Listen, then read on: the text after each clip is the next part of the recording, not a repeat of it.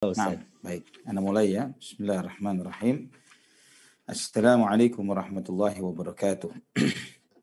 Alhamdulillahirabbil alamin. Wassalatu wassalamu ala asyrafil anbiya'i wal mursalin nabiyyina Muhammadin wa ala alihi wa sahbihi wat tabi'in wa man tabi'ahum bi ihsanin ila yaumiddin.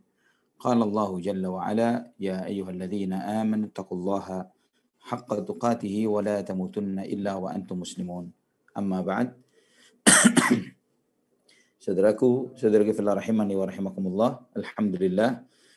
Segala puji bagi Allah Subhanahu wa taala, Ar-Rahmanir Rahim, yang Maha Pengasih, yang Maha Penyayang. Allah Subhanahu wa taala yang kasih sayang dan rahmatnya mendahului murka dan azabnya. Allah Subhanahu wa taala yang Maha menyaksikan, yang Maha melihat segala perbuatan kesalahan dan dosa-dosa hambanya. Namun Allah Subhanahu wa taala tidak menyegerakan azab dan siksanya kepada umat manusia.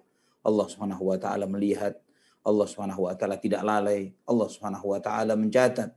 Namun Allah Subhanahu wa taala juga yang memberikan tenggat kepada umat manusia agar segera bertaubat kepada Allah Subhanahu wa taala. Kita bersyukur kepada Allah Subhanahu wa taala, kita bersyukur kepada Allah Subhanahu wa taala yang menganugerahkan kepada kita din yang mulia ini, agama yang mulia, dinul Islam. Kita bersyukur kepada Allah Subhanahu wa taala yang menjadikan kita sebagai bagian dari umat Muhammad bin Abdullah sallallahu alaihi wasallam. Kita berada di atas siratal mustaqim, jalan yang lurus, jalan yang ditempuh oleh bukan hanya Nabi kita Muhammad sallallahu alaihi wasallam dan para sahabat-sahabat beliau yang mulia saja, namun juga yang ditempuh oleh para nabi dan para rasul sejak zaman Nabi Allah Adam alaihissalam sampai rasul terakhir Muhammad bin Abdullah sallallahu alaihi wa ala alihi wa sahbihi wasallam.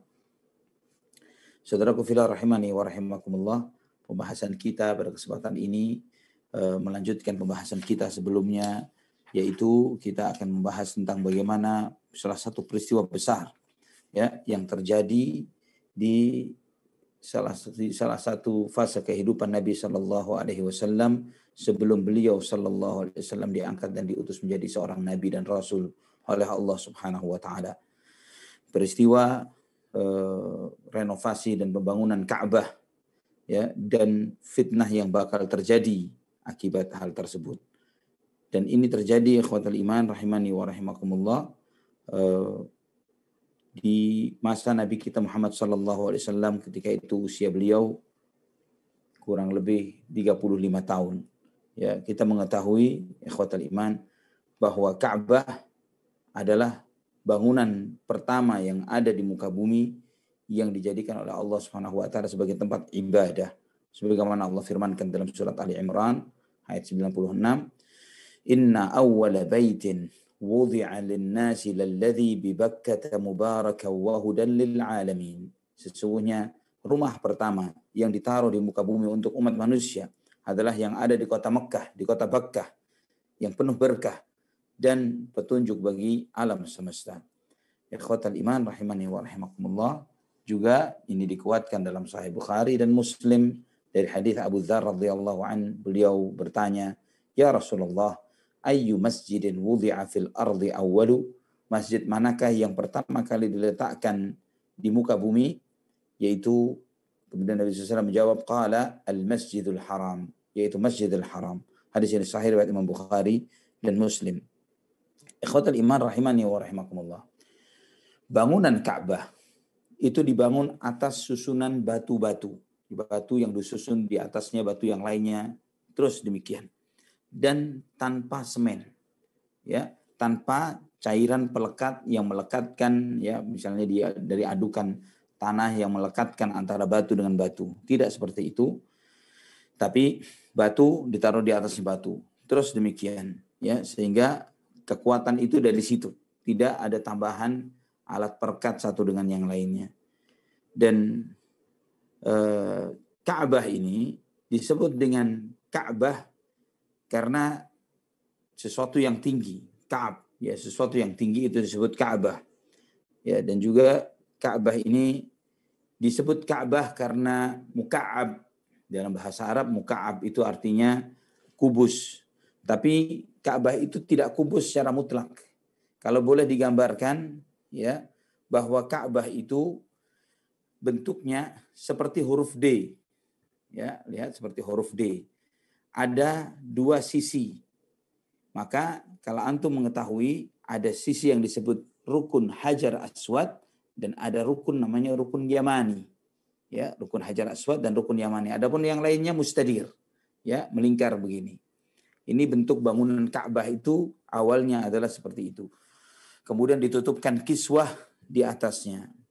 Dan Ka'bah ini, ya sebagaimana disampaikan di dalam ayat Al-Quran tadi surat Ali Imran ayat 96, adalah bangunan yang pertama kali dibangun di muka bumi sebagai tempat ibadah bagi umat manusia. Ikhwatal iman rahimani wa rahimakumullah, Ka'bah itu di sekelilingnya di zaman Nabi SAW adalah rumah-rumah orang-orang Quraisy. Tidak seperti bangunan yang kita bayangkan seperti sekarang. Ya, jadi tidak ada tembok yang menjadi batas antara Ka'bah atau Masjidil Haram dengan rumah-rumah penduduk yang ada di sekelilingnya. Kapan dibangun pertama kali tembok ini? Tembok yang menjadi pembatas antara Ka'bah dan Masjidil Haram dengan rumah penduduk yang ada di luarnya, pertama kali dilakukan di masa Umar Ibnul Khattab radhiyallahu an. Ya. Namun di masa Umar ini bangunan tembok pembatas itu tidak tinggi, pendek. Ya, pendek. Jadi orang di luar tembok bisa melihat di dalam. Sampai di masa Abdullah bin Zubair radhiyallahu an, beliau meninggikan bangunan itu. Ikhwatal iman rahimani wa rahimakumullah. Dan Ka'bah ini karena bangunan yang tua seperti itu, seringkali bangunan itu miring atau roboh bahkan. Ya, kenapa? Karena kadang ada akar pohon yang meninggi sehingga membuat bangunan itu bergerak, bergeser, ya.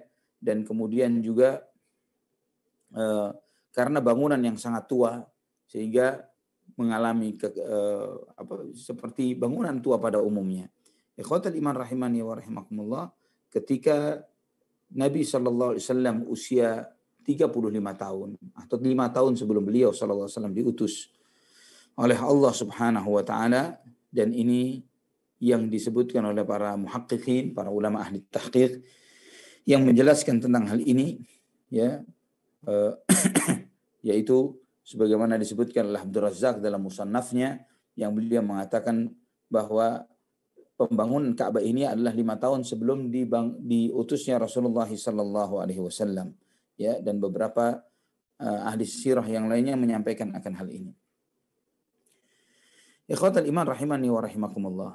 Ketika itu, ya, di masa itu terjadi banjir yang sangat dahsyat. Yang banjir itu ketika masuk ke kota Mekah kemudian menghantam bangunan Ka'bah ini. Sehingga sebagian bangunan Ka'bah itu terkikis, terbawa oleh air banjir ini. Ya, dan sebelumnya, belum lama sebelum itu, pernah terjadi kebakaran yang membakar bangunan Ka'bah. Ya, antum tahu bahwa Ka'bah ini bangunan batu-batu yang disusun dan kemudian ditutup kiswah.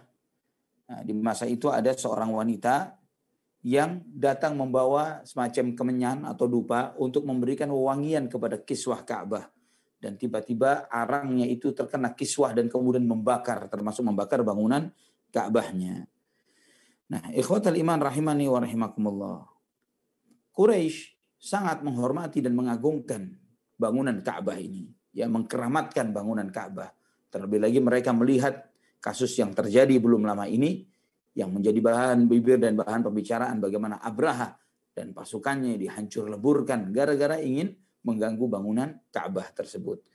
Maka Quraisy sangat berhati-hati terhadap bangunan ini. Mereka menjaga akan keagungan dan istilah bahasa sekarang kekeramatannya, ya, kekeramatan bangunan Ka'bah.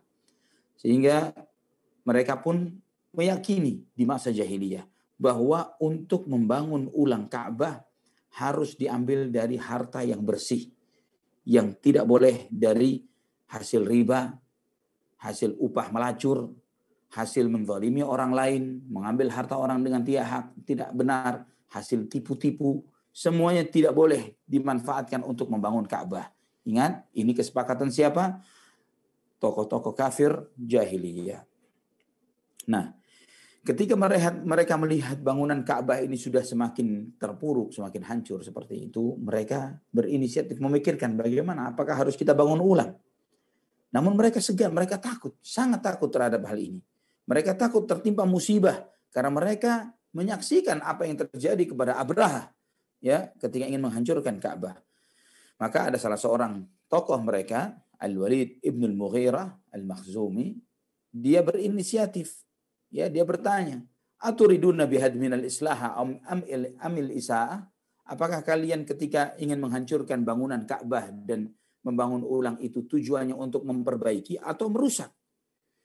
Maka orang-orang Quraisy mengatakan, "Balil islah, kami ingin memperbaiki." Maka dijawab oleh Al-Walid ibn al-Mughirah, "Innallaha la yuhlikul muslihin." Allah tidak akan membinasakan orang-orang yang ingin berbuat kebaikan. Jika niatnya baik, pasti akan berbuah yang baik juga. Maka dia pun mengambil gada, ya. Kemudian mengambil gada, mencoba menghancurkan bagian tembok yang tersisa, ya. Dan dia minta, "Ayo, kerjasama, bantu saya, bantu saya." Namun tidak ada seorang pun yang mau membantu Al-Walid ibn al-Mughirah. Mereka berkata, "Kita tunggu." Ya. Jika sampai besok Al-Walid ibn al-Mughirah tidak tertimpa apapun, maka kita akan bantu dia. Ya. Namun kalau dia kena apa-apa, kena musibah, nah kita tinggalkan. Ini musibah tidak akan terjadi kecuali ketika Allah Subhanahu wa taala tidak ridha terhadap perilaku Al-Walid ibn al-Mughirah. Besoknya ikhwatal iman, mereka menemui Al-Walid ibn al-Mughirah dan ternyata sehat walafiat, tidak tertimpa apapun.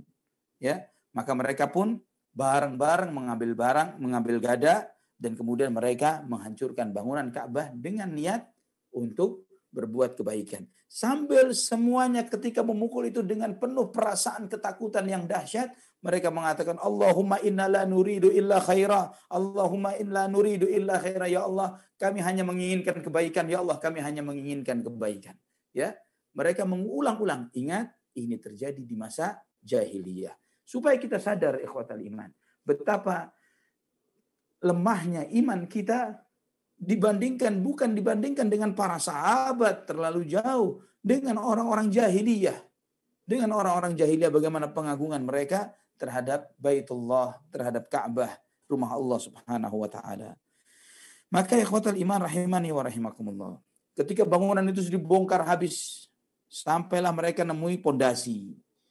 Pondasi itu berupa batu-batu yang keras berwarna hijau, tumpukan-tumpukan batu keras warna hijau yang pondasinya Ka'bah.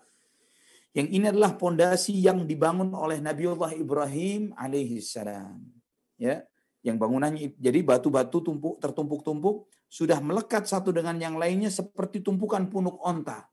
Ya, seperti punukan tumpuk onta berwarna hijau. Kemudian ada salah seorang dari Quraisy ini, dia ya niatnya niat baik. Tujuannya adalah untuk membangun ulang Ka'bah. Jadi yang biasanya kalau kita ingin memperbaiki sebuah bangunan, apa yang kita lakukan adalah jika bangunan itu ingin kokoh, maka kita perkuat pondasinya terlebih dahulu, baru kemudian dibangun bangunan yang ada di atasnya. Maka salah satu orang Quraisy berinisiatif ingin mencongkel pondasi tersebut. Pondasi dari batu-batu tumpukan seperti punuk onta tadi. Dan dia mengambil semacam linggis, ya, dipakai untuk mencongkel. Ketika sedikit bergerak batu pondasi ini, terjadi guncangan besar di seluruh kota Mekah. Ya, seluruh kota Mekah terjadi goncangan. Semua kota Mekah bergoncang. Maka mereka stop. Ini sudah akhirnya. Ini sudah batas akhirnya. Ikhwatal iman rahimani wa rahimakumullah. Maka mereka pun berhenti sampai di situ. Mereka tidak melanjutkan lagi. Dan mulai berinisiatif membangun bangunan yang ada dari pondasi yang mereka lihat itu. Orang-orang Quraisy dan tokoh-tokohnya saling support satu dengan yang lainnya dan saling membagi tugas untuk membangun bangunan Ka'bah ini. Ya, mereka membagi sisi pintu, ya, sisi pintu Ka'bah itu diserahkan kepada Bani Abdi Manaf, ya, dan Bani Zuhrah. Adapun dari sisi Hajar Aswad dan Rukun Yamani, Bani Makhzum. Ya, jadi Bani Makhzum. Adapun kabilah-kabilah yang lainnya dari Quraisy itu bergabung dengan Bani Makhzum. Kemudian bagian atapnya Ka'bah Bani Jumah. Bani Saham ibn Amr bin Hasis bin Ka'ab bin Lu'ay, dan kemudian bagian tepian sisi Hijr, jadi bagian yang melengkung, ya, yang bagian melengkung itu diserahkan kepada Bani Abdiddar bin Qusay, Bani Asad ibn al-Uzza bin Qusay, dan Bani Adi bin Ka'ab bin Lu'ay. Ya, mereka ini di bagian yang melengkung yang sekarang kita sebut dengan Hijr. Semua buku riwayat menyebutkan Hijr, tidak ada sebutan Hijr Ismail. Ya, Hijr begitu saja. Ikhwatul iman rahimani wa rahimakumullah. Nabi sallallahu alaihi wasallam beserta paman-paman beliau ikut serta di dalam bangunan Ka'bah ini. Ya, memindah-mindah batu, dan Nabi SAW ikut menaikkan bangunan Ka'bah. Sebagaimana dalam Sahih Bukhari dan Muslim dari hadits Jabir bin Abdullah radhiyallahu an, beliau menyebutkan bahwa Nabi sallallahu alaihi wasallam menceritakan bagaimana proses pembangunan Ka'bah ini. Ya, Nabi ikut serta dalam hal itu. Bahwa Rasul menyampaikan kana yanqulu ma'ahumul hijarata lil Ka'bati wa alaihi izaruhu. Nabi SAW dengan mengenakan sarungnya ikut memindahkan batu-batuan Ka'bah. Kemudian paman beliau berkata kepada Nabi, "Ya ibn akhi, law halalta izaraka faja'alta 'ala mankibayka duna al-hijarah." Dengan menggunakan sarung seperti itu kamu tidak mudah untuk membangun Ka'bah. Bagaimana jika kamu lepas ikatan sarungmu, taruh di pundakmu seperti ini? Sehingga dengan mudah kamu mengangkat bebatuan itu, sehingga tersingkap paha Nabi sallallahu alaihi wasallam. Namun ketika dilepas sarung Nabi sallallahu alaihi wasallam, Nabi SAW jatuh dan pingsan. Ya, Nabi SAW jatuh dan kemudian pingsan sallallahu alaihi wasallam. Dan sejak itu Nabi SAW tidak pernah lagi terlihat bagian auratnya ini, pahanya. Riwayat ini riwayat Imam Bukhari dan Muslim dalam sahihnya. Dalam lafaz yang lain disebutkan bahwa ketika Ka'bah dibangun, Nabi SAW dengan paman beliau Abbas memindahkan bebatuan dari bangunan Ka'bah ini. Kemudian Abbas berkata kepada Nabi, "Ij'al izaraka 'ala raqabatik fa kharra ila al-ardi wa tamahat 'ainahu ila as-sama." Ya. Pamannya berkata, "Taruhlah sarungmu di pundakmu." Dan kemudian ketika Nabi melakukan itu, jatuhlah beliau dan kemudian matanya menengadah ke langit, dan kemudian beliau berkata, "Arini izari, mana sarungku?" Fashaddahu alaih, maka beliau SAW menutupkannya. Ikhwatal iman rahimani wa rahimakumullah. Ketika bangunan ini sudah hampir selesai dan sampailah mereka kepada peletakan Hajar Aswad. Nah, ketika inilah terjadi pertikaian di antara mereka. Hajar Aswad adalah batu yang paling mulia yang ada di muka bumi. Dan banyak sekali hadis-hadis yang menjelaskan tentang keutamaan dari mencium Hajar Aswad. Ya, di antaranya adalah hadis yang diriwayatkan oleh Ibnu Hibban di dalam sahihnya dengan sanad yang sahih, hadis nomor 3711 dari Ibnu Abbas radhiyallahu anhu qala Rasulullah sallallahu alaihi wasallam, "Inna li hadzal hajari lisanan wa syafataini yashhadu liman istalamahu yaumal qiyamati bihaqq." Dari Ibnu Abbas radhiyallahu anhu, beliau berkata bahwa Rasulullah SAW bersabda bahwa Hajar Aswad ini punya lidah dan dua bibir yang dia akan bersaksi kepada siapa yang mengusapnya nanti pada hari kiamat, bersaksi kebenaran kepada siapa yang mengusapnya. Juga Ibnu Hibban meriwayatkan dengan dalam sahihnya dengan sanad yang kuat, ya, dengan sanad yang qawi. Dari Ibnu Umar radhiyallahu anhuma, dia berkata bahwa Rasulullah SAW bersabda, "Mashul hajari war ruknil yamani yahuttul khataya hatta." Mengusap Hajar Aswad dan rukun Yamani merontokkan dosa-dosa. Tapi ingat ikhwatal iman, bahwa ketika dikatakan bahwa batu termulia yang ada di muka bumi, bukan berarti batu ini punya keramat tertentu, punya kelebihan tertentu, bisa memberikan manfaat atau madarat kepada seseorang. Tidak ada yang mengandung seperti itu. Berdasarkan apa? Berdasarkan asar dari Umar bin Khattab radhiyallahu an, yang beliau radhiyallahu an sekali waktu beliau mendatangi Hajar Aswad dengan suara lantangnya, beliau mengatakan di depan seluruh umat manusia, "Ya Hajar, innaka hajar la tanfa' wa la tadar, law ma ra'aitu Rasulullah sallallahu alaihi wasallam qabbalaka ma qabbaltuk." Wahai batu, kamu cuma sekedar batu. Kamu tidak bisa memberi manfaat dan kamu tidak pula bisa memberi madarat. Dan andai kata wahai Hajar Aswad, saya tidak pernah melihat Rasulullah SAW menciummu, aku tidak akan bakal menciummu.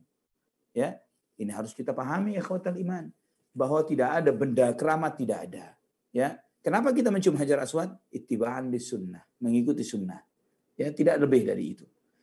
Karena Nabi SAW menciumnya, kita taba'an lin Nabi. Kita ikut kepada Rasulullah SAW. Tidak mengandung karamat tertentu, bahwa berhasil mencium Hajar Aswad pasti dijamin surga, dan yang lain sebagainya. Tidak seperti itu.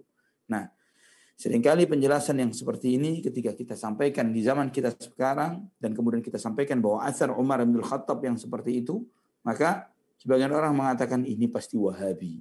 Ya, apakah Umar bin Khattab Wahabi dengan mengatakan Hajar Aswad itu tidak bisa memberi manfaat atau madarat? Ini yang harus disadari ya ikhwatal iman, bahwa tidak ada batu apapun ya yang mengandung kekeramatan tertentu. Tidak Hajar Aswad, tidak pula bangunan Ka'bah. Oleh karena itu Allah mengingatkan falyabudu rabb hadzal baitil ladzi at'amahum min ju'in wa amanahum min khauf. Hendaklah mereka menyembah Tuhannya rumah ini yang telah memberi makan kepada mereka dari rasa lapar dan telah melindungi mereka dari rasa ketakutan. Ikhwatal iman rahimani wa rahimakumullah. Ketika sampai kepada sisi bangunan Ka'bah, bangunan Hajar Aswad, terjadi perselisihan di antara tokoh-tokoh Quraisy.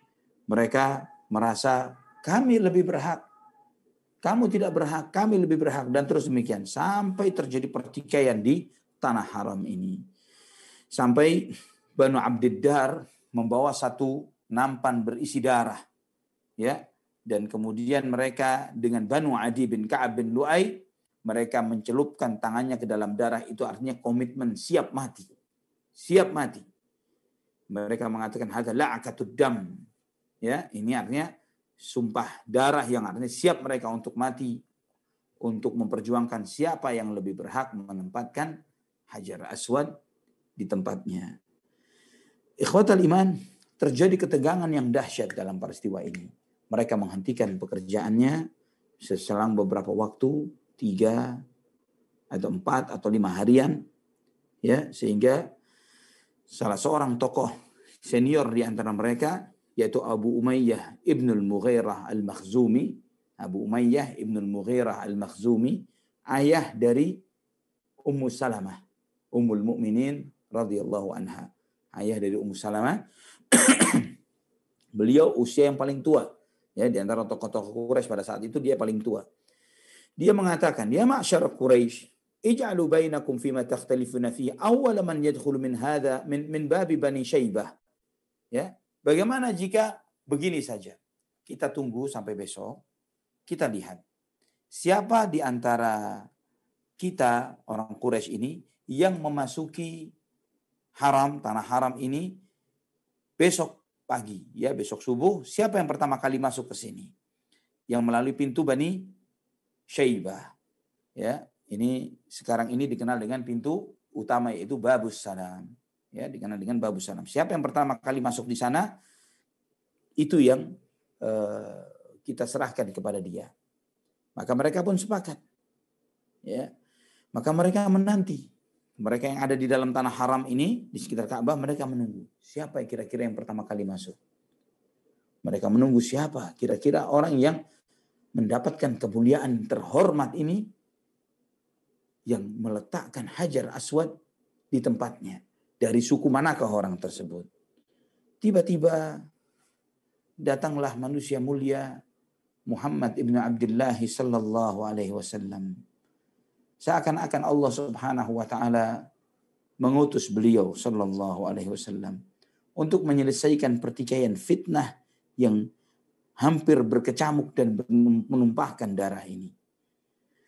Ketika mereka melihat ternyata sosok yang datang adalah Muhammad, mereka mengatakan apa? Hadzal amin, radina, hadza Muhammad. Ini adalah orang yang bisa dipercaya. Kita terima jika dia yang meletakkan batu ini. Dia Muhammad yang bisa dipercaya, al-amin. Mereka sudah kenal dengan sikap dan perilaku dan akhlak Nabi kita Muhammad sallallahu alaihi wasallam, walaupun beliau belum diutus sebagai seorang nabi.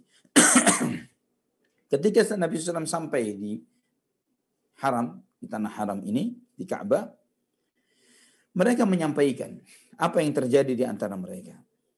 Ya. Dan kemudian Nabi SAW mendengarkan permasalahan yang terjadi dan kemudian Nabi SAW memberikan solusi yang terbaik untuk mereka. Nabi minta, halumma ilayya thawban. Ambil satu kain, satu pakaian. Satu kain, maka dibawalah satu kain dan kemudian Nabi SAW mengambil hajar aswad dan ditaruh di tengah kain tersebut. Kemudian beliau SAW bersabda, lita'khudh kullu qabilatin binahiyatin minats thawb thumma rfa'uhu jami'an. Setiap suku mengambil jatahnya dari ujung kain satu ke ujung yang lainnya. Mereka pegang masing-masing. Ya, di kain ini dan diangkat bareng-bareng kata Nabi SAW. Maka mereka pun ya mengangkat bareng-bareng hajar aswad tersebut sampai di tempatnya. Baru Nabi SAW yang meletakkannya dengan tangan mulia beliau SAW sebagaimana awal bangunan itu dibangun.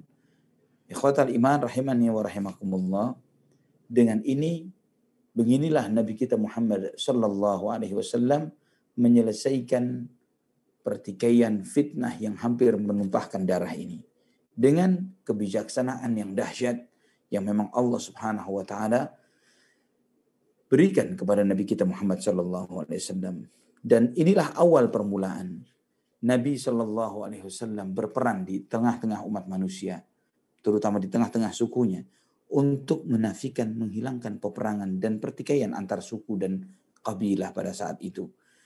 Kemudian nantinya Nabilah SAW yang berperan untuk menghentikan peperangan antar umat yang satu dengan umat yang lainnya, dengan ajaran-ajaran luhur beliau, dengan hikmah beliau, dengan kelemah lembutan beliau di dalam segala aspek dakwah beliau SAW, di dalam mendamaikan di antara sesama manusia, yang memang misi beliau adalah rahmatan lil alamin dan juga rahmat bagi setiap orang yang berseteru dan berselisih, juga rahmat bagi mereka-mereka yang bertikai dan berperang.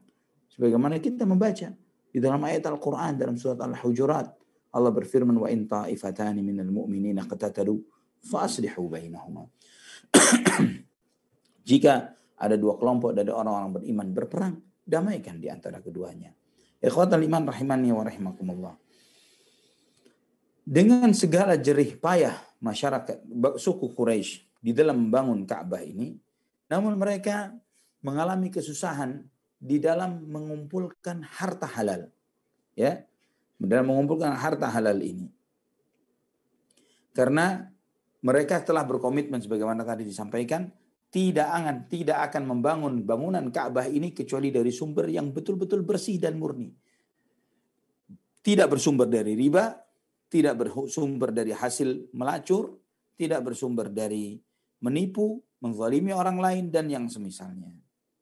Maka karena dananya cuma cukup sebagian saja, tidak lengkap untuk membangun keseluruhannya, maka mereka membangun bagian itu sebagian. Bagaimana bangunan sebagian? Seperti yang kita lihat sekarang. Tidak seperti bangunan awalnya, seperti bangunan sekarang ini. Ya, yaitu mereka membuat sisa bangunan Ka'bah yang belum bisa mereka masukkan karena kehabisan dana dengan sebuah tembok kecil yang kita sebut dengan hijir saat ini. Tembok itu pada hakikatnya adalah bagian dari bangunan Ka'bah. Ikhwatal iman rahimani wa rahimakumullah. Dan itu hijr ini bagian dari Ka'bah. Artinya seseorang yang tawaf kemudian dia masuk ke dalam area hijr, tidak sah tawafnya. Dia harus keluar dari area hijr. Ya, harus tawaf dikeluar dari area hijr karena itu bagian dari tawafnya. Ini sebagaimana disampaikan oleh Al-Imam An-Nawawi rahimahullah di dalam kitab Syarah Muslimnya. Ikhwatal iman rahimani wa rahimakumullah. Bagaimana bentuk bangunan Ka'bah di masa Nabi Ibrahim alaihissalam? Bagaimana Nabi Ibrahim alaihissalam membangun bangunan Ka'bah ini? Ya, perlu antum pahami bahwa bangunan ini adalah bangunan model bentuk yang dibangun oleh suku Quraisy, bukan yang dibangun oleh Nabiullah Ibrahim dan Nabiullah Ismail alaihi wassalatu wassalam. Bagaimana bangunan Nabi Ibrahim dan Nabi Ismail alaihi wassalatu wassalam? bangunan Ka'bah itu di zaman Nabi Ibrahim dan Nabi Ismail alaihi wassalam adalah 6 hasta. Ya, afwan. Ya, 6. 9 hasta. Tingginya 9 hasta ke atas. Kemudian ada pintunya. Pintu sisi timur dan pintu sisi barat. Pintunya itu melekat dengan tanah. Artinya pintunya itu di bawah, bukan ditinggikan seperti sekarang. Pintunya di bawah. Kenapa ada pintu timur, pintu barat? Supaya setiap orang yang masuk juga ada pintu in, ada pintu out. Ya, ada pintu masuk dan pintu keluar. Nah, ketika Quraisy membangun ulang bangunan ini, mereka tinggikan lagi 9 hasta lagi di atas. Ditinggikan lagi 2 kali lipat dari yang semestinya. Kemudian mereka tutup satu pintu, mereka sediakan cuma satu pintu, dan itu pun mereka tinggikan di atas tanah, ya, sehingga yang mau naik harus pakai tangga. Kenapa demikian? Ini untuk mengkeramatkan bangunan Ka'bah, sehingga tidak sembarangan orang boleh masuk ke Ka'bah. Ya, tidak sembarangan orang untuk boleh masuk ke dalam Ka'bah. Siapa yang mereka beri izin masuk, yang tidak mereka beri izin tidak masuk. Dan ini disampaikan oleh Nabi kita Muhammad sallallahu alaihi wasallam. Sebagaimana dalam Sahih Bukhari dan Muslim dari hadis Aisyah radhiyallahu anha, bahwa Nabi SAW bersabda kepadanya, "Ya Aisyah, laula anna qaumaki hadithu ahdin bijahiliyah la amartu bil baiti fahudim fa adkhaltu fihi ma ukhrija minhu wa alzaqtuhu bil ard wa ja'altu lahu babaini baban syarqiyyan wa baban gharbiyan fa balaghtu bihi asasa Ibrahim." Hadis ini sahih riwayat Imam Bukhari dan Muslim dalam sahihnya. Wahai Aisyah, andai kata jika saya tidak melihat umatmu, jadi umat Islam ini yang masih baru saja meninggalkan masa jahiliyahnya, maka aku akan perintahkan bangunan Ka'bah ini untuk dirobohkan. Kemudian aku akan masukkan bagian yang belum dimasukkan itu, dan aku akan turunkan pintunya ke tanah, dan aku akan sediakan pintu masuk dan pintu keluar timur dan barat. Dan aku akan bangun sesuai dengan pondasi yang dibangun oleh Nabi Ibrahim alaihissalam. Juga riwayat riwayat Bukhari dan Muslim dari Aisyah juga, bahwa beliau bertanya kepada Nabi, "Ya Rasulullah, ya, bagaimana dengan tembok yang kecil itu? Apakah itu bagian dari Ka'bah atau tidak?" Maka dijawab oleh Nabi, "Ya, itu bagian dari Ka'bah." Kemudian Aisyah lagi bertanya, "Kenapa tidak dimasukkan ke dalam bangunan Ka'bah?" Kemudian Nabi SAW menjawab, "Inna qaumaki qasurat bihimun nafaqah." Bahwa kaummu kehabisan dana untuk membangunnya. Maka Aisyah pun bertanya lagi, "Kenapa pintunya tinggi? Kenapa tidak lempel di tanah?" Kemudian Nabi SAW menjelaskan, "Fa'ala dzalika qaumuk liyudkhilu man sya'u wa yamna'u man sya'u." Bahwa ini dilakukan memang oleh kaummu, oleh Quraisy, agar mereka memberi izin siapa masuk sesuai dengan yang mereka izinkan, siapa yang tidak boleh masuk sesuai dengan yang mereka larang. "Walaula anna qaumaki hadithun ahduhum bil jahiliyati wa akhafu an tunkira qulubuhum an udkhilal jadra fil baiti wa an ulsiqa babahu bil ard." Dan jika bukan karena saya melihat kaummu yang baru saja meninggalkan era jahiliyah, maka dan aku tidak mengkhawatirkan terjadi pertikaian, penolakan di dalam hati mereka, maka aku akan turunkan pintunya ke tanah, ya, dekat dengan tanah, dan aku akan masukkan tembok itu ke dalam bagian bangunan dari Ka'bah. Ikhwatal iman rahimani wa rahimakumullah. Ada beberapa hikmah yang besar yang bisa kita ambil di dalam peristiwa ini. Yaitu, coba kita lihat ketika orang-orang Quraisy sepakat untuk tidak membangun Ka'bah kecuali dari harta yang halal, dan mereka tidak mau memasukkan harta dari hasil haram. Ya, itu mengajarkan kepada kita bahwa masyarakat jahiliyah pun tahu bahwa riba itu kotor. Masyarakat jahiliyah tahu bahwa riba itu adalah hasil dari sesuatu yang tidak baik. Maka mereka mengatakan tidak layak untuk membangun Ka'bah dari hasil riba. Dan ikhwatal iman rahimani wa rahimakumullah, bagaimana bangsa Arab jahiliyah yang mereka belum mengenyam Islam sama sekali, mereka tahu akan kotornya hasil dari jerih payah riba, dan mereka berusaha membersihkan harta mereka dari itu dan jangan sampai masuk ke dalam Baitullah. Namun saat ini umat Islam, kaum muslimin menggampangkan riba. Tersebar riba di antara umat Islam. Menjadi agen-agen dan marketing riba. Ya, agen-agen kredit card menawarkan tabungan riba dari bank-bank riba. Ya, mereka tidak mengingkari akan hal ini atau berinvestasi di saham-saham perbankan riba dan tidak menganggap ini sebagai bagian dari dosa dan maksiat. Bagaimana ikhwatal iman kafir Quraisy yang mereka sepakat bahwa hasil riba itu kotor dan najis dan buruk, namun kita umat Muhammad sallallahu alaihi wasallam bertransaksi dengan riba dan menganggap itu biasa. Bahkan tidak sedikit dari kita yang makan dan minum dari riba. Bayar belanja bulanan dengan kredit card ribanya. Bayar sekolah anaknya, pendidikan anaknya dari ribanya tersebut. Bayar kontrakan rumahnya dari ribanya. Jadi apa nilai lebih kita dari masyarakat Arab jahiliyah? Apa kelebihan kita yang muslim dengan Arab jahiliyah yang kafir namun mereka menolak hasil riba? Ikhwatal iman rahimani wa rahimakumullah. Tidak lain karena orientasi kita yang sudah terlalu materialistis, terlalu didominasi dengan pemikiran-pemikiran ekonomi, konsep-konsep ekonomi ala Yahudi yang mengajarkan kepada kita bahwa hidup ini harus berinteraksi dengan riba, sehingga hidup tanpa riba ini mustahil, bisnis tanpa riba mustahil, dan yang semisalnya yang banyak dipahami dan diyakini oleh sebagian kaum muslimin. Dan saya tidak mengatakan itu hanya dibatasi kepada awamnya, bahkan tidak sedikit dari ustadz dan da'inya. Allahul musta'an. Ikhwatal iman rahimani wa rahimakumullah. Sebagian orang mungkin beranggapan bahwa solusi yang disampaikan oleh Nabi Shallallahu Alaihi Wasallam adalah solusi yang sederhana. Namun seringkali ikhwatal iman, permasalahan yang terlihat besar itu diselesaikan dengan solusi yang sederhana. Dan solusi yang sederhana ini adalah ilham dan taufik dari Allah Subhanahu wa taala. Seringkali kita menghadapi kasus-kasus dan permasalahan-permasalahan hidup yang kita tidak menyadari bagaimana kita keluar dari masalah-masalah itu. Padahal ketika kita minta saran, nasihat dari orang lain yang lebih wise, lebih bijak, dan melihat out of box dari masalah yang sedang kita hadapi, kemudian orang itu memberikan saran-saran yang jitu, yang baik, yang bermanfaat, dan memberikan solusi yang terbaik bagi kita. Dan juga kita melihat ikhwatal iman rahimani wa rahimakumullah di dalam hal ini.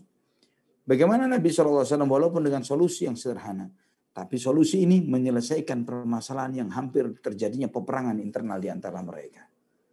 Yang hampir menyebabkan mereka saling bunuh, saling bertumpahkan darah satu dengan yang lainnya. Allahul musta'an wa la haula wa la quwata illa billah. Ikhwatal iman. Juga pelajaran yang lain yang bisa kita ambil dalam peristiwa ini. Bagaimana ketika mereka menanti sosok yang bakal masuk ke dalam Masjidil Haram, dan kemudian ketika mereka melihat Nabi SAW, mereka mengatakan radina hadzal amin, hadza Muhammad. Kami ridha, kami mau terima, ini adalah orang yang bisa dipercaya, ini Muhammad sallallahu alaihi wasallam. Dari sini kita melihat beberapa faedah manfaat yang bisa kita ambil. Bahwa yang pertama, bagaimana masyarakat pada masa itu merasa percaya dan puas dengan keberadaan Nabi Shallallahu Alaihi Wasallam. Ini mengajarkan kepada kita bahwa penting bagi kita untuk memiliki kesan baik di antara sesama manusia. Artinya berbaur dengan mereka, mengenal mereka dan dikenal oleh mereka. Karena ini adalah sebagian dari pondasi dakwah, ya. Karena jika antum perhatikan ikhwatal iman, antum bisa bayangkan bagaimana jika Nabi Shallallahu Alaihi Wasallam ini sosok yang menyendiri, yang jauh dari lingkungan dan masyarakat. Bagaimana mereka bisa mengenal beliau dengan sebutan Al-Amin? Kalau jika bukan karena Nabi SAW berbaur dan bergaul dengan mereka. Namun karena Nabi berbaur dan bergaul dengan mereka, Maka ketika mereka melihat Nabi SAW, kami mau terima ini. Ya, kami mau terima karena orang ini dikenal akan kebaikannya, ketulusannya, kejujurannya, amanahnya. Nah, di sini mengajarkan kepada kita pentingnya berinteraksi dengan siapapun. Berinteraksi dimanapun kita berada. Berinteraksi dengan cara yang terpuji. Dengan tidak menggadaikan akidah dan iman. Ya, bukanlah bentuk bagian dari seorang yang berdakwah itu kemudian dia menjadi manusia yang asosial, yang jauh dari masyarakat, dari sosial masyarakat. Tidak seperti itu. Ya, yang tidak mengenal orang dan tidak mau kenal orang. Ya, bagaimana orang yang seperti ini bisa memperbaiki kondisi masyarakat yang lainnya?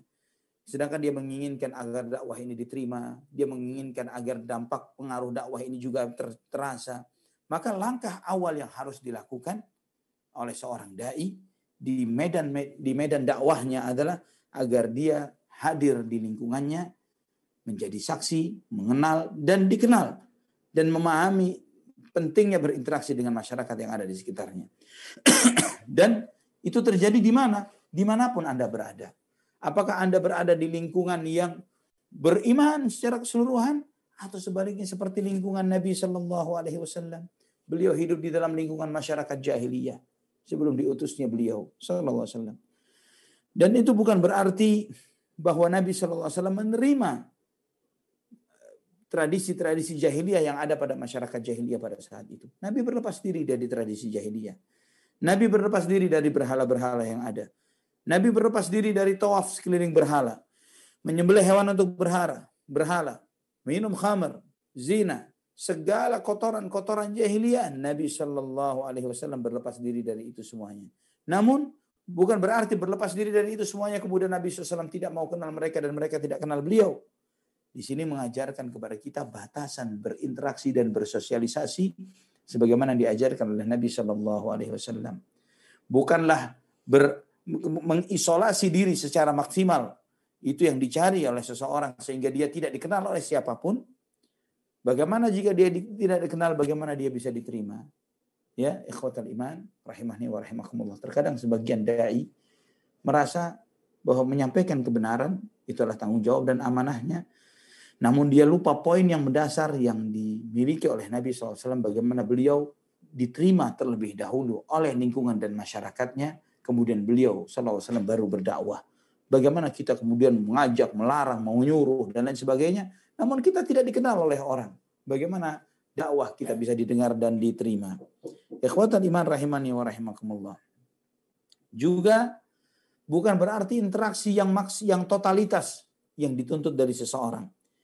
Sehingga membuat kita bercampur baur bersama mereka, berwarna-warni, berubah warna-warni kita sesuai dengan warna-warni lingkungan dan masyarakat kita.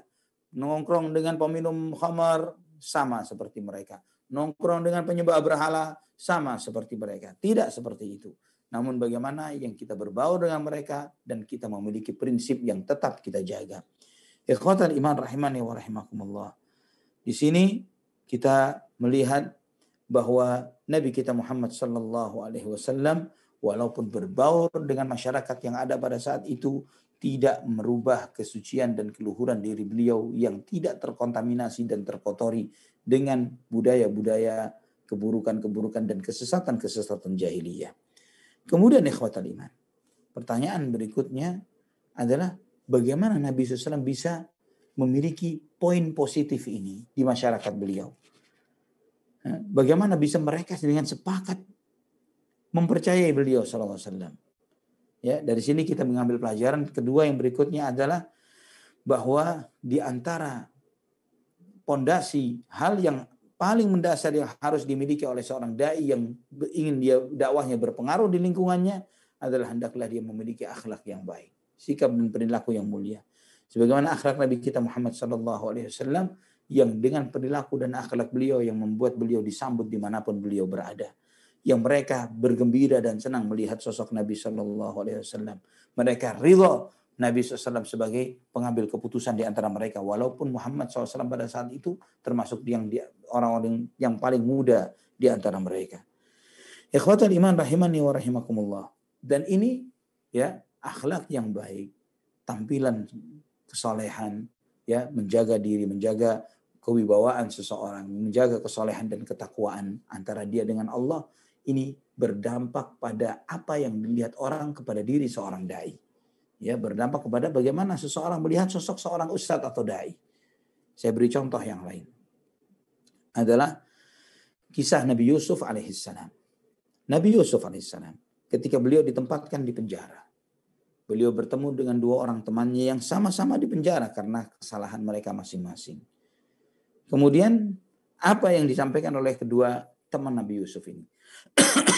Allah Subhanahu wa taala berfirman dalam surat Yusuf ayat 36, "Wa dakhala ma'ahu as-sijna fatayan, qala ahaduhuma inni arani a'siru khamra, wa qala al-akharu inni arani ahmilu fawqa ra'si khubzan ta'kulu at-tayru min, nabbi'na bi ta'wilihi inna naraka minal muhsinin."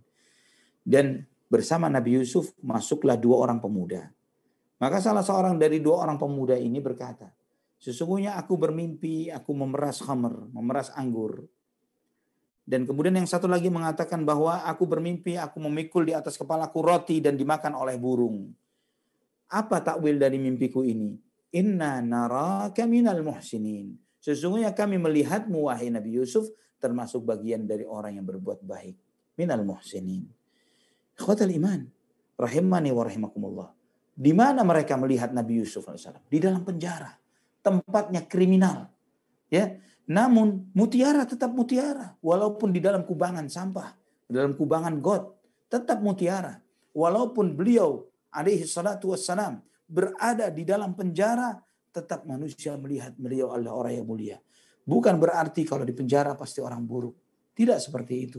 Berapa banyak orang-orang mulia yang hidup dan mati bahkan di penjara. Ikhwatal iman rahimani wa rahimakumullah. Karena mereka melihat kesolehan dari Nabi Yusuf alaihi salam yang seperti ini.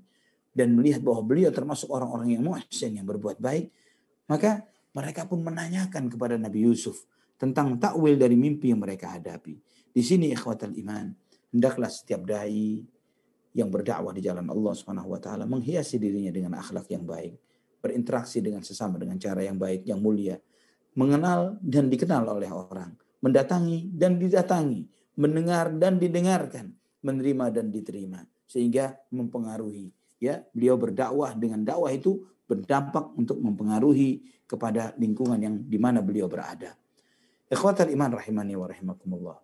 Juga di dalam peristiwa ini mengajarkan kepada kita bagaimana kedudukan Nabi Muhammad SAW di antara kaum beliau. Mereka semua sepakat, kita ridha dengan keputusan Muhammad. Ini al-amin. Ya, kita ridha. Inilah al-amin, yang orang yang bisa dipercaya. Kapan itu terjadi? Ketika beliau kurang lebih usia 35 tahun, belum menjadi nabi. Namun apa yang terjadi ketika beliau menjadi nabi? Menyampaikan wahyu selang 5 tahun berikutnya.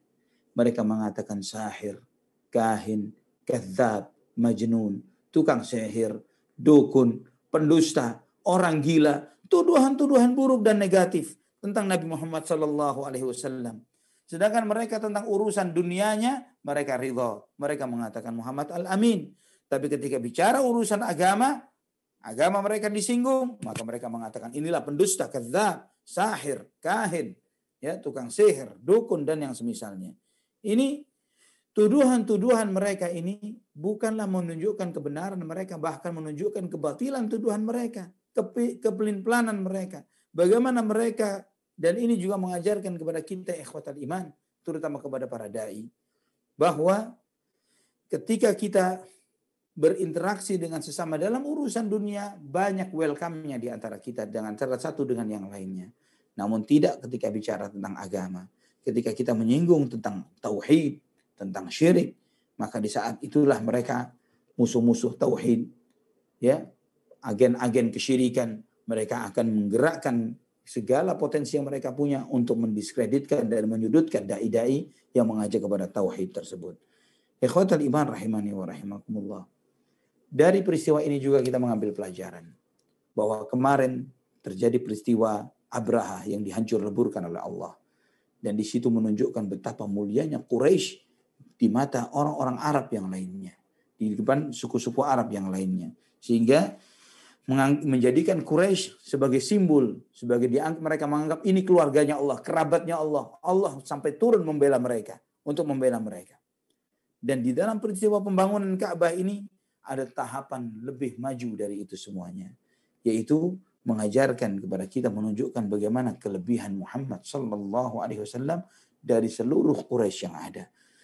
Mengangkat beliau menjadi prolog terhadap dakwah beliau SAW yang sebentar lagi akan terjadi, ya, yang sebentar lagi akan terjadi. Maka Muhammad Abu Syuhbah beliau mengatakan, wa qad izdada an-nabiy sallallahu alaihi wasallam manzilatan fawqa manzilatihi wa qadran fawqa qadrihi wa asbaha uhdutsatal arab fi kulli nadin wa majlis. Maka keputusan Nabi SAW ini di dalam menyelesaikan permasalahan yang terjadi di antara mereka membuat beliau derajatnya naik di atas derajat beliau yang semestinya, kedudukan beliau lebih tinggi dari yang sebelumnya, dan menjadi buah bibir di kalangan bangsa Arab pada saat itu, di tempat-tempat, di majelis-majelis. Ini orang yang menyelesaikan pertikaian antara kabilah-kabilah besar Quraisy yang hampir mereka saling membunuh satu dengan yang lainnya. Ikhwatal iman rahimani wa rahimakumullah. Juga kita mengajar dalam peristiwa ini mengajarkan kepada kita bagaimana Nabi SAW melerai pertikaian itu dan kemudian menghentikan fitnah yang hampir tertumpahkan darah di sana. Dan dengan ini sebagai isyarat akan dakwah Rasulullah SAW yang merupakan dakwah perdamaian, dakwah kedamaian, dakwah salam, dakwah Islam yang mengajak kepada kedamaian dan mendamaikan antara yang kuat dengan yang lemah, yang kaya dengan yang miskin, yang hitam dengan yang putih, dan yang lain sebagainya. Islam datang untuk mendamaikan. Ikhwatal iman rahimani wa rahimakumullah. Juga yang terakhir adalah bagaimana Allah Subhanahu wa taala menjaga kemuliaan Rasulullah sallallahu alaihi wasallam sejak beliau sebelum diangkat sebagai seorang nabi. Bagaimana menjaganya? Adalah dengan ketika Nabi sallallahu alaihi wasallam menyingkap sarungnya sehingga hampir terlihat sebagian auratnya, Allah Subhanahu wa taala menjaga beliau sallallahu alaihi wasallam. Nanti insyaallah ada pembahasan khusus ya setelah ini tentang bagaimana Allah Subhanahu wa taala menjaga Rasulullah SAW walaupun di masa sebelum diangkatnya beliau SAW sebagai seorang nabi, sehingga Nabi SAW terlindungi, ya, beliau SAW terlindungi dari sikap-sikap, dari perilaku-perilaku, tradisi-tradisi, budaya-budaya jahiliyah. Nabi SAW tidak pernah berinteraksi dengan masyarakat jahiliyah pada saat itu dalam tradisi-tradisi buruk mereka, dan bagaimana Allah Subhanahu wa taala menjaga beliau sallallahu alaihi wasallam. Ini menunjukkan kepada kita bagaimana Allah Subhanahu wa taala menjaga Rasulullah sallallahu alaihi wa ala alihi wasallam. Wallahu taala ala wa ala bisawab. Sampai di sini silahkan Kang Zai kalau ada yang ditanyakan dari materi yang disampaikan. Baik Ustaz. Nah, insyaallah ini sudah terdapat pertanyaan. Yang pertama dari Ukhti Nida Anissa. Assalamualaikum warahmatullahi wabarakatuh, Ustaz. Afwan, izin bertanya. Tadi sempat disinggung tentang hijr ya. Hanya diucapkan hijr saja. Lalu kenapa sampai saat ini ada yang mengatakan bahwa hijr itu hijr Ismail? Ini awal mulanya dari siapa dan mengapa bisa sampai disebutkan hijr Ismail? Demikian Ustaz. Baik, semua riwayat menyebutkan dengan sebutan hijr saja. Adapun bagaimana ceritanya kok ada tambahan si Ismail di situ, saya belum tahu. Ya, saya tidak tahu. Coba saya cari tahu insyaallah. Kapan muncul istilah hijr Ismail? Wallahu a'lamu bishawab. Saya tidak tahu jawaban tentang mulai kapan dimunculkan dan Ismail siapa yang dimaksud di sini, apakah Nabi Ismail alaihissalam, tapi apa korelasinya antara tembok yang dibuat oleh Quraisy yang belakangan hari dinisbatkan dengan Nabiullah Ismail alaihissalam yang hidup beberapa abad sebelumnya, ya. Ini anak yakin pasti bukan Ismail dia, tapi bukan Nabi Ismail alaihissalam, tapi Ismail yang lainnya. Wallahu a'lam bishawab. Nah, baik Ustaz. Berikutnya ini pertanyaan dari Ahmad Badruddin dari Cilegon. Bagaimana jika sholat di dalam Ka'bah, apakah diperbolehkan? Jika diperbolehkan, menghadapnya kemana? Demikian Ustaz. Ya. Apakah sholat di dalam Ka'bah boleh? Boleh. Ya. Pernah dilakukan oleh Nabi SAW ketika Fathu Makkah. Juga ketika Aisyah radhiyallahu anha minta izin untuk sholat ke dalam Ka'bah, tapi tidak diantarkan masuk Ka'bah oleh Nabi, diantarkan ke Hijr tadi dan disuruh sholat di sana. Menghadapnya mana? Menghadap ke salah satu temboknya. Ketika sholat di dalam Ka'bah, menghadap ke salah satu temboknya. Ya, entah ke kanan, ke depan, ke kanan, ke kiri, ke belakang, bebas. Karena Anda di dalam Ka'bah. Wallahu a'lam bishawab. Kalau ingin tahu apa dalamnya Ka'bah, ingin tahu, silakan buka di YouTube. Ya, Inside the Ka'bah. Ya, buka di YouTube ada itu. Nah. Ya, selain itu juga mungkin secara syariah boleh ya. Tapi kalau secara sekarang mungkin dijaga oleh askar ya, tidak sembarangan orang masuk gitu kan Ustaz ya. Harus jadi presiden dulu untuk bisa masuk Ka'bah. Jadi tamu istimewa dulu raja ya Ustaz ya. Jadi presiden dulu. Masya Allah. Baik, berikutnya pertanyaan dari Ukhti Khonsa. Pertanyaannya adalah semenjak dulu atau dalam kurung mungkin zaman King Abdul Aziz dan Muhammad bin Saud, kafirin tidak bisa masuk ke Haramain, apalagi ke Masjidil Haram dan Masjid Nabawi. Tapi akhir-akhir ini Ana menemukan beberapa vlog orang kafir yang benar-benar masuk ke dalam Masjid Nabawi. Saat azan sholat, dia mengenakan jilbab dan abaya dan turun dari hotel dan masuk ke Masjid Nabawi. Demikian Ustaz pertanyaannya. Nah, apakah ini pertanda kiamat? Oke, baik. Yang ana yakini wallahu a'lam bishawab, apa yang dilakukan oleh sebagian orang-orang kafir itu untuk masuk atau bisa masuk ke dalam Masjidil Haram atau Masjid Nabawi, kalau betul jika itu pun benar beritanya, itu adalah pasti mereka memalsukan data. Ya, pasti mereka memalsukan data bukan karena izin yang diberikan oleh pemerintah yang ada di Saudi Arabia pada saat ini. Saat ini pun, ya, Anda yang melakukan umrah terakhir umrah, Anda akan melihat ketika perjalanan menuju ke Mekah nanti ada lil muslimin wa li ghairil muslimin, ya. Non muslim disuruh belok. Muslim boleh terus. Itu berlaku sampai hari ini. Ya, artinya kalau sampai ada yang melakukan hal itu saat ini, maka itu adalah mereka melakukan pemalsuan data, ya, menipu dan yang semisalnya. Jika identitas itu benar. Pemalsuan identitas saja. Ya, memalsukan identitas sebagai bahwa dia non muslim tapi mengaku muslim. Dan juga pasti dia akan meniru style dan gaya-gaya muslim dengan jubah pakaiannya dan lain sebagainya. Berpakaiannya. Ya, gitu, pasti seperti itu. Namun, ikhwatal iman, apakah itu ada korelasinya dengan tanda akhir zaman? Lah, tidak ada tanda korelasi dengan itu. Ini adalah suatu kriminal, dosa, kemaksiatan. Wallahu a'lam bishawab. Baik, Ustaz. Nah, Ustaz, ini masih ada pertanyaan, namun ini atas masukan dari panitia juga yang lain. Jadi kami ingin memberikan waktu istirahat kepada Ustaz lebih panjang. Karena nampaknya Ustaz agak batuk-batuk serak seperti itu. Mungkin sudah harus istirahat Ustaz ya. Namun sebelum berpamitan seperti biasa Ustaz untuk memberikan kuis pada malam hari ini. Masya Allah.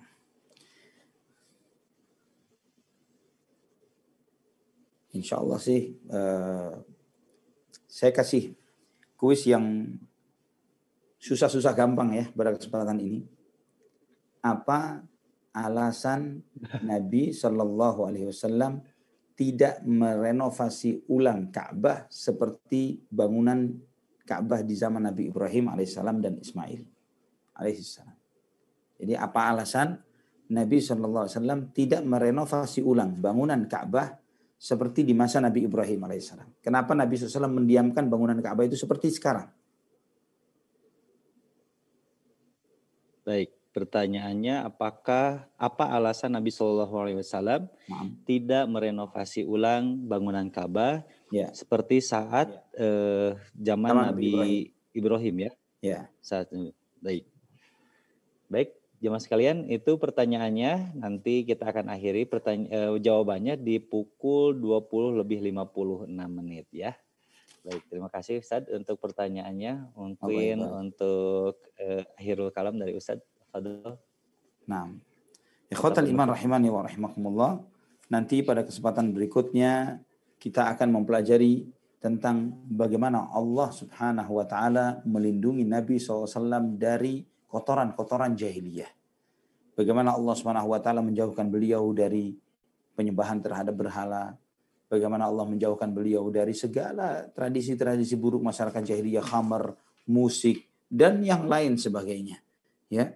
Dan bagaimana Allah Subhanahu wa taala membuat beliau sallallahu alaihi wasallam membenci syair dan sastra. Ya. Ini insya Allah kita akan membaca riwayat-riwayatnya pada kesempatan yang akan datang. Dan alhamdulillah ikhwatal iman, kita layak bersyukur kita diberi kesempatan oleh Allah Subhanahu wa taala untuk membaca perjalanan hidup manusia mulia ini, Muhammad sallallahu alaihi wasallam. Semoga Allah Subhanahu wa taala menganugerahkan kepada kita waktu yang cukup untuk menuntaskan pembahasan sirah kita ini sampai akhirnya, dan kita banyak mengambil faedah manfaat dari setiap fase-fase sirah ini. Amin ya rabbal alamin. Mungkin sampai di sini kita tutup dengan doa kafaratul majlis. Subhanakallahumma wa bihamdik asyhadu an la ilaha illa anta astaghfiruka wa atubu ilaik. Wassalamualaikum warahmatullahi wabarakatuh.